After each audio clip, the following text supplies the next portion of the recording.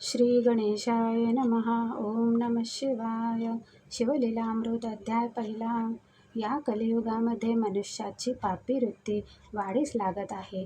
ईश्वर चिंतनापासून मनुष्य दूर जात आहे.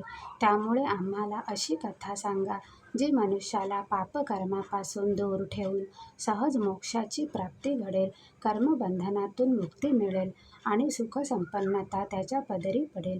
शौनकादिकांच्या या प्रश्नाला सूतजींनी उत्तर दिले. ते म्हणाले, हे ऋषीवर्य, मी तुम्हाला अद्भुत असे शिवचरित्र सांगतो. त्याच्या केवळ श्रवण मात्राने पापाचे पर्वत नष्ट होतात. आयुष्य, आरोग्य, संतती, संपत्ती, ज्ञान आणि विवेक यांची प्राप्ती होते. असे हे शिवचरित्र. त्याची रचना केली आहे महर्षी व्यासांनी. या शिवचरित्राची मी तुम्हाला श्रवण करविणार आहे. सुतजींनी कथा सांगायला सुरुवात केली. ते म्हणाले, मनुष्याला जर गुरु असेल तर तो प्रत्येक संकटातून त्याचे रक्षण करतो. अशीच एक कथा आहे दाशार्ह राजाची. ही अतिपावन कथा. यादव वंशामध्ये मथुरा नगरीत दाशार्ह नावाचा सुलक्षणी आणि उदार राजा होता. या पृथ्वी तलाचे सर्व राजे तसे मांडलिक होते. शरद ऋतूच्या चंद्राप्रमाणे त्यांची कीर्ती आल्हाददायक होती. त्याची प्रजा राजाचे शुभचिंतन चिंतित असत. या दाशार्ह राजाची राणी काशी राजाची कन्या कलावती होती. ती रूपवान होती. तिची चाल हंसाप्रमाणे, कंबर सिंहाप्रमाणे, मुख चंद्राप्रमाणे आणि आवाज कोकिळेप्रमाणे मधुर होता. तिचे सौंदर्य पाहून राजाचे नयन भ्रमर तिच्याभोवती सतत रुंजी घालत असत. अशा सद्बुद्धी राणी पत्नीशी तो रममाण होत असे.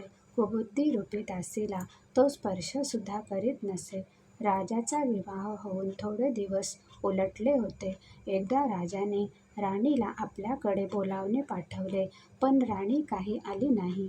त्यामुळे राणीच्या विरहाने व्याकुळ झालेला राजा स्वतःहून राणीच्या महालात गेला आणि म्हणाला, प्रिये, मला तुझ्या विना करमत नाही.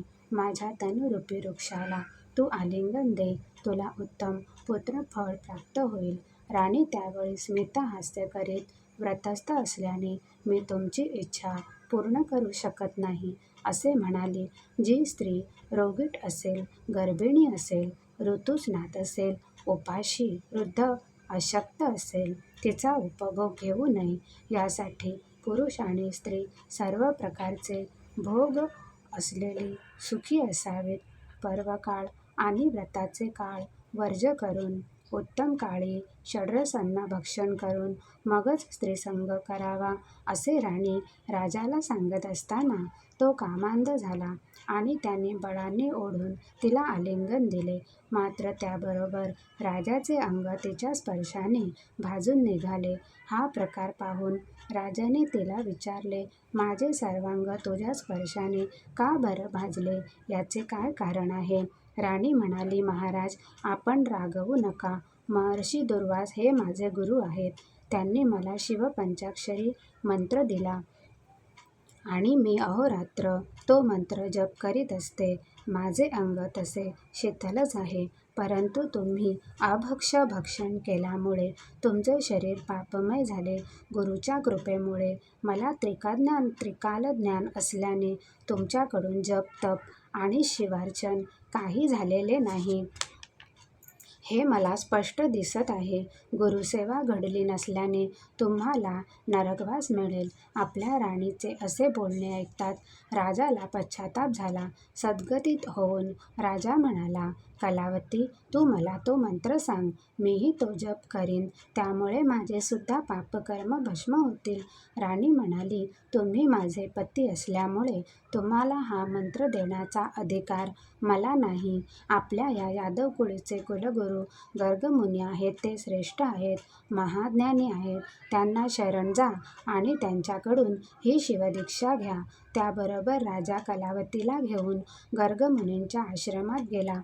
गुरूंना साष्टांग नमस्कार करून अष्टसात्विक भावनेने म्हणाला, गुरु महाराज, मला आपण कृपा करून शिवदीक्षा द्यावी. तेव्हा गर्गमुनींनी राजाला यमुना नदीच्या तीरी नेले. तेथे स्नान करून शिवपूजन केले. त्यानंतर राजाने गुरूंचा अभिषेक केला. गुरुदक्षिणा म्हणून आपल्या राजकोषागारातून पुष्कळ संपत्ती दिली. तन, मन, धन याचे औदार्य असलेला तो राजा गर्गमुनीच्या पाया पडला. गर्गमुनीने त्याच्या मस्तकावर हात ठेवून त्याच्या कानामध्ये शिवपंचाक्षर मंत्र सांगितला आणि त्याच क्षणी राजाच्या हृदयात आत्मज्ञानाचा सूर्य उगवला आणि अज्ञान अंधकार दूर होऊन एक आश्चर्यकारक घटना घडली. मंत्राच्या अद्भुत प्रभावामुळे राजाच्या शरीरातून असंख्य कावळे बाहेर पडले. त्यातील काही भस्म झाले, काहीचे पंख जळाले. जशी काटेरी झाडे भरकन जळून जातात त्याप्रमाणे कितीतरी कावळे जळून गेले. हा सर्व प्रकार पाहून राजाला आश्चर्य वाटले. राजाने गर्गमुनींना विचारले, गुरुदेव, माझ्या शरीरातून हे असंख्य कावळे कसे निघाले आणि माझे शरीर दिव्य कसे झाले? गर्गमुनी म्हणाले, राजा, तुझी अनंत जन्माची महापापे कावळ्याच्या रूपाने बाहेर पडली. शिवमंत्र जपाच्या प्रभावाने तुझी पापे भस्म झाली. राजा निष्पाप झाला. वारंवार गर्गमुनींची स्तुती करू लागला आणि म्हणाला, हे गुरुवर्य, हा पंचाक्षरी मंत्र धन्य आहे. माझी हजारो जन्मीची पापे कावळ्याच्या रूपाने उडून भस्म झाली. काहीतरी पुण्य संचय होता म्हणून मला हा नरदेह प्राप्त झाला आणि सद्गुरूंची कृपा लाभली.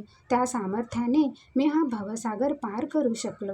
अशा प्रकारे राजा गुरूंची स्तुती करून आपल्या राज्यात परत आला. कलावतीच्या उपदेशानुसार राजाने शिवमंत्राचा जप गुरुमुखातून ऐकून सुरू केला. त्याच्या राज्यातील दुष्काळ, अपमृत्यू, रोगराई दूर गेली. कलावतीला राजाने स्पर्श केला तेव्हा तिचे अंग चंद्राप्रमाणे शीतल होते. राजाने आपल्या प्रजाजनांना शिवभजन, शिवकीर्तन, शिवपूजन, रुद्राभिषेक करायला सांगितले. यथाविधी ब्राह्मण भोजन सुरू केले. अशी ही दाशार्ह राजाची कथा, शिवनामाचे महात्म्य सांगणारी कथा आणि शिवलीलामृत ग्रंथातील पहिला अध्याय समाप्त. श्री सांब सदाशिवार्पणमस्तु. ओम नमः शिवाय. ओम नमः शिवाय. ओम नमः शिवाय. उमामहेश्वरार्पणमस्तु.